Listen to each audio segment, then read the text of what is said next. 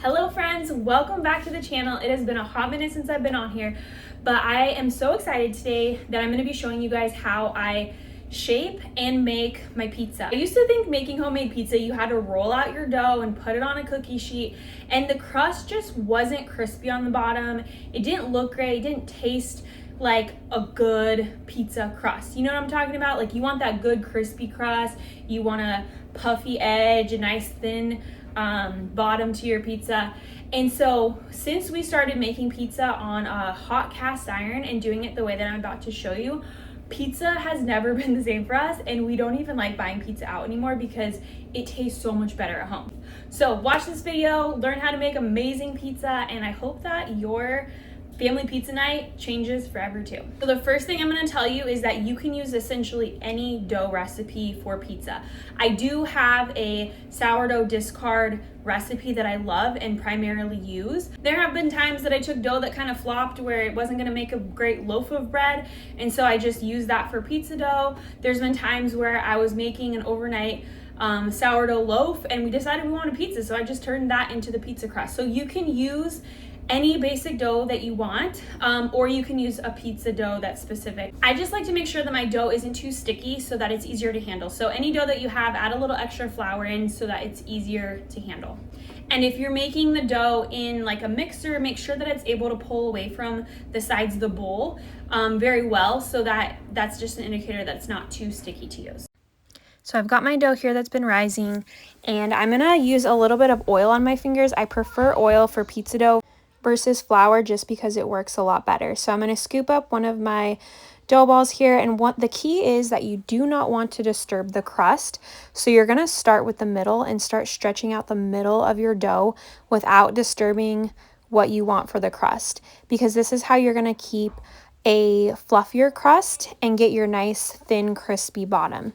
So we're just going to do this for a minute, stretch it out, and you'll see here that it gets a lot bigger and the crust stays intact.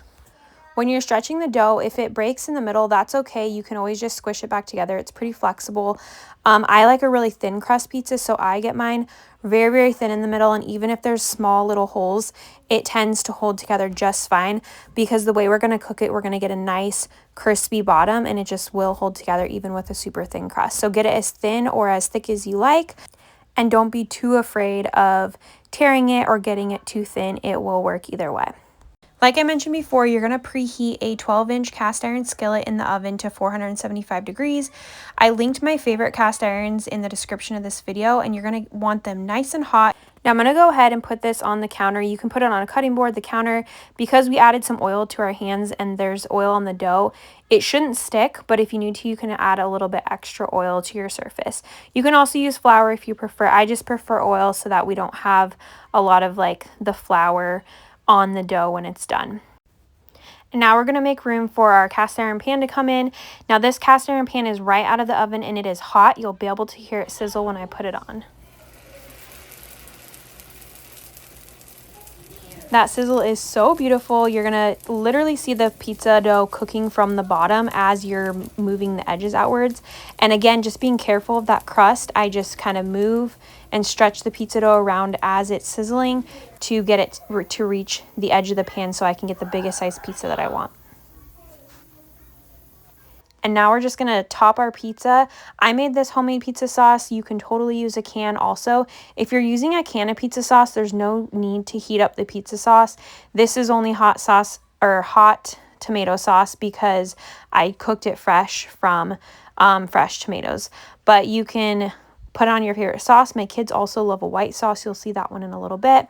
We're doing a tomato basil, so I'm doing these big cuts of mozzarella cheese, and then we're adding on some big slices of tomato. Once we get these on, the next step is going to be to put oil on the crust. You don't have to do this. We just prefer it. It gives it a nice crispy crust, really good flavor, and I just kind of brush this oil on. I've also done before where I put different herbs and stuff into the oil so you can kind of get like a oiled herb crust, and that was super delicious too. But for today, we're just keeping it with plain olive oil, brushing those crusts good, and then we're going to pop it in the oven. So we're going to get this in the oven. I like to bake for about 10 to 12 minutes. And while that's baking, I'm gonna get our second pizza going. My kids wanted a white sauce, and so I made up a white sauce, and I'm just getting this spread on, and they're gonna do just plain cheese because that's how they roll. If you only have one cast iron skillet, you can just take one off. Like when the first one's done, you can take that one out of the pan and then immediately put your new crust on. So I just like to get that second crust ready, all stretched out and ready to go, so it's the pan that it's getting put on is still hot, so you don't have to like put it back in the oven. Just take one pizza crust off and put the next one on. We're gonna get this one in the oven now and see what our tomato basil looks like. So now that we've baked it, I like to put the basil on afterwards. If you put the basil on before, it'll just really dry up and cook and it won't be as flavorful. So I like to throw fresh basil on after it's already cooked. And look at this pizza. How beautiful is this pizza? So, so delicious. Okay, so now that it's done, I'm going to give you a pretty good look at the bottom. You can see here that it's so crispy. Again, this is a super thin crust in the middle, but the edges, because we didn't disturb them, they did puff up really well. We're going to get this one cut. Usually the tomato basil, I'll just cut it into 4 pieces because it makes it a little easier not to, you know, get the tomatoes all spread around, but you can totally cut this in 8 pieces as well. So let's check out this piece. Look at how nice and thin the bottom is, how puffy the crust is. So beautiful. And then the bottom again is just really nice and crispy. Perfect pizza, so delicious. Okay, on to the second one. So now we have our cheese pizza, and now that that's done, I'm just gonna throw our third pizza on, and we're just gonna push the edges around, get our sauce going. And then this one for the toppings, we're gonna be doing some pepperoni, some mushrooms, and then after it bakes, we're gonna be throwing on some fresh basil as well.